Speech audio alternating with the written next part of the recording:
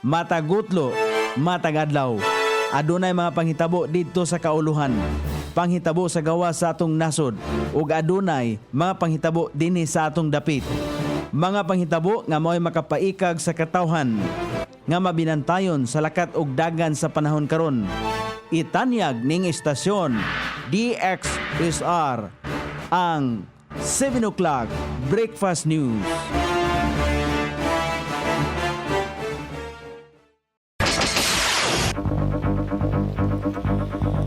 Igala, kumusta? May buntag Iligan, may buntag Mindanao, may buntag Pilipinas. Adlaw Martes karon, pitsa 11 ni buwan sa Pebrero ning tuiga 2025. Sangan sa ato station manager Pastor Robin Sulapas, kini ang inyong ka-SR Kabisaya Nonay B. Ang matod sa hanay sa balita sa alas 7. O karon sa ulohang tudling sa atong mga balita, transaksyon sa droga dakpan tungod sa sumbong. 290 ka botelya sa organic fertilizer giturn over sa uma sa Ilaya ngadto sa Simo. Pipeline mapping, customer management gitudlo ngadto sa mga personahe sa Iligan City Waterworks System. Sa kauluhan, susi sa kada kandidato angayan lamang nga sutaon sa Mayo sa mga botante. Klase sa dagang tulungaan sa Bicol Region suspendido. Speaker Romualdez o uban pa gikasuhan sa ombudsman mahitungod sa gikwestyong budget. Balita sa gawas sa nasod, mga empleyado sa Amerika gimanduan nga pagatangtangon ang pronouns nga lakip sa email signature. Balita sa kinabuhing Kristohanon, usa ka Christian app gitangtang sa Europe.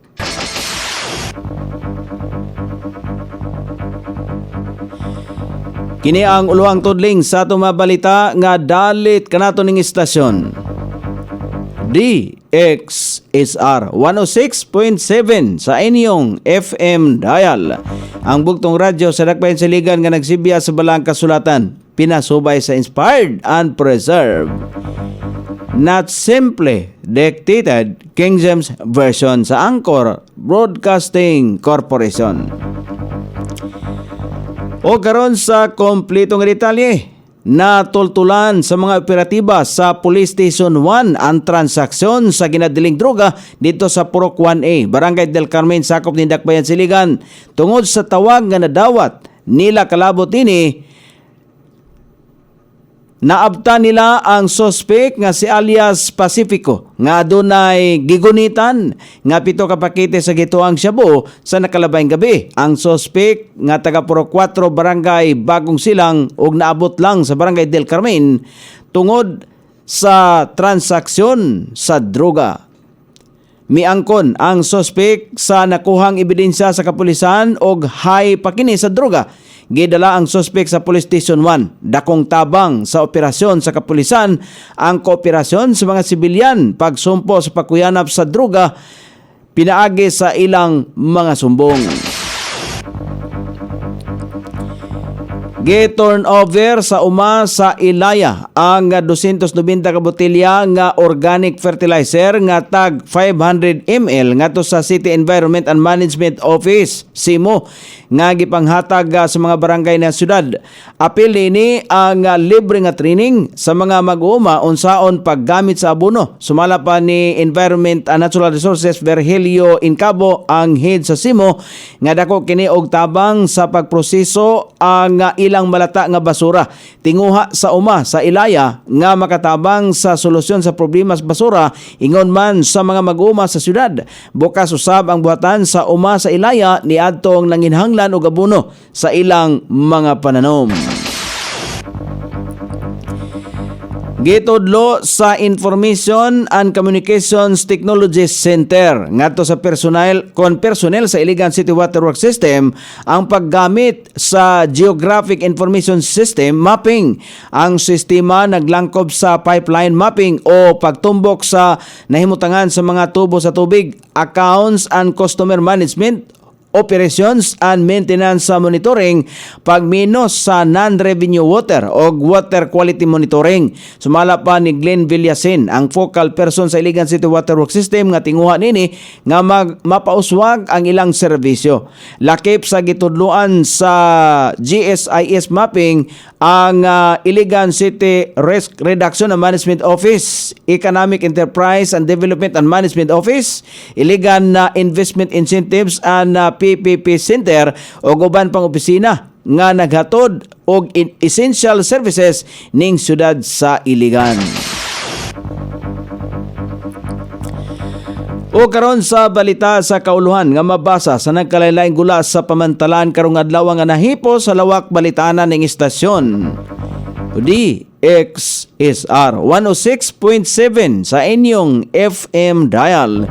Ang bugtong radyo sa Dakbayan Siligan nga nagsimbiya sa balang kasulatan, pinasubay sa inspired and preserved, not simply dictated King James Version sa Anchor Broadcasting Corporation.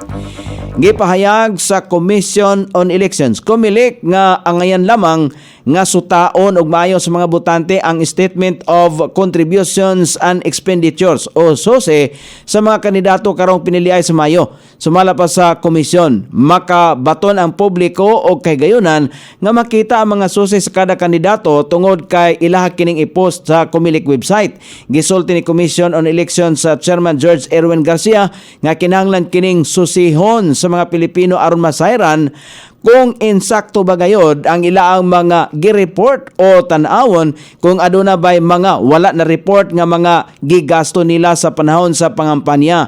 Ang pag-publish sa mga susi sa mga kandidato ang magpakita sa pagkahimong transparent pag-abot sa mga gipagawas nga kwarta sa kada kandidato aron masiguro nga dili sila mulapas sa limit nga gisitar sa poll body. Hinoon gipatinaw usab ni COMELEC Chairman Garcia nga nasayod siyang adunay limitasyon ang SOSE tungod ang langkob lamang kung ang sakop lamang nini mao ang mga gigastos sa campaign period o walay labot ang mga nagastos nila sugod pa lang sa ilang pag-file sa candidacy. Luyog sa mga limitasyon, mahinong danon usab nga pagpasa sa SOSE tungod sa nagpakita usab kini og accountability. Mainom duman nga gikonsidera sa poll body ang pagpresyum nga mga bayad ang mga influencers o celebrities nga gi-endorso ang mga kandidato. Kini ang base sa COMELEC Resolution 11109. Busa kinahanglan usab kining i-account sa ilahang mga Statement of Contributions and Expenditures o SOSE.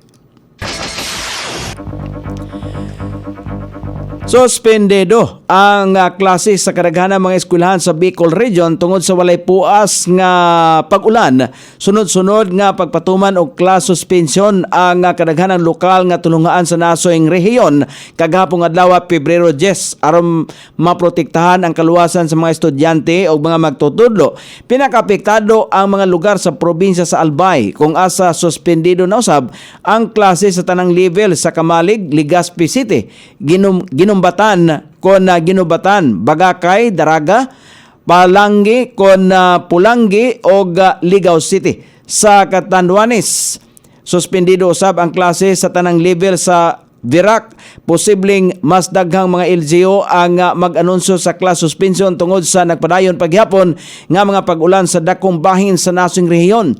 Kaghapon adlaw sobling nakatagamtam sa moderate to heavy rain ang mga probinsya sa Bicol Region sama sa Camarines Norte, Catanduanes, Camarines Sur, Albay ug Sorsogon.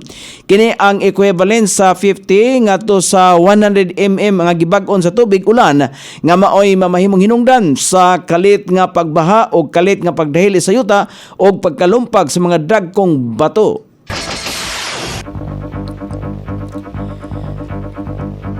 Gipasakaan og patong-patong nga kasong kriminal o graft complaint sila si House Speaker Martin Romualdez o uban pang opisyal sa Kamara. Gihimo sa complainant ang pagpasaka og reklamo sa Office of the Ombudsman tungod sa gikwestyong 241 bilyones pesos nga insertions sa 2025 nga national budget.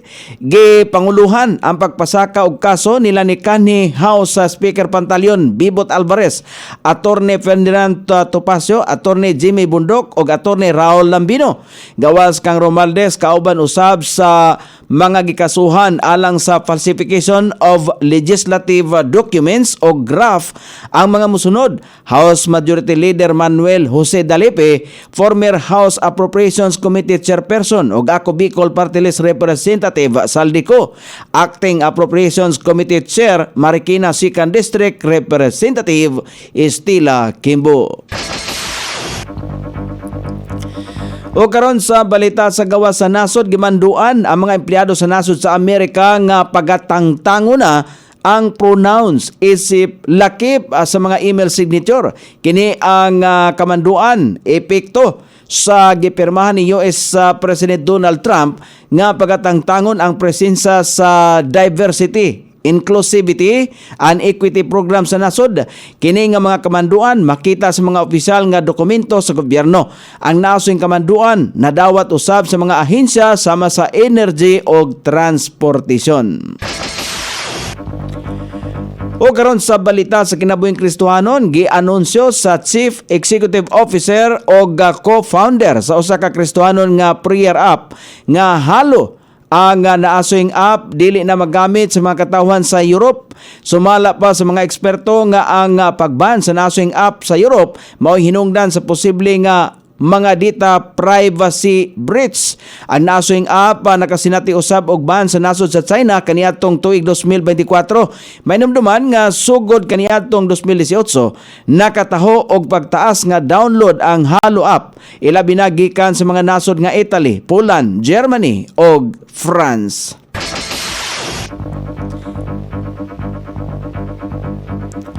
O karon sa pagmanabana sa dagan sa panahon, Shareline ang makapiktar sa Southern Luzon o Kabisayan, Northeast Monzon ang makapiktar sa ubang bahin sa Luzon o ingon man din sa Mindanao. Ang Bicol Region, Mimaropa, ang Visayas, Quezon, Aurora, Caraga, Davao Region, Metro Manila, Cagayan Valley, Cordillera Administrative Region, ubang bahin sa Luzon, Calabarzon, ubang bahin din sa Mindanao, ang makasinati paghapon o madag-umon nga kalangitan. Inubanan sa patak-patak ang mga pag-ulan karong adlaw, kini epekto sa Shareline, Sterlis o hanging amihan.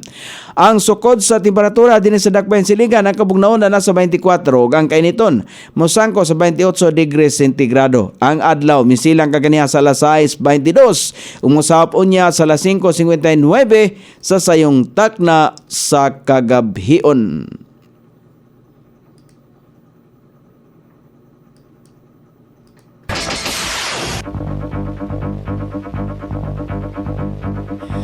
Inyong nabati ang kinatibuk ang hanay sa balita sa alas 7 nga dalit kanato ng istasyon.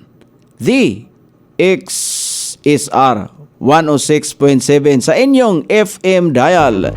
Ang bultong radyo sa Dakbayan Siligan nga nagsibya sa balaang kasulatan, pinasubay sa inspired and preserved, not simply dictated King James Version sa Anchor Broadcasting Corporation. Sangan sa tigsuat sa atong balitang internasyonal ug sa kinabuhing Kristohanon, Pete Jan sa balita lokal Coney Island. Sa ato station manager Pastor Ruben Solapas. Kini ang inyong KSR Kabisaya Nonoy B. Magpasalamat ug moingon. Maayong buntag, Iligan.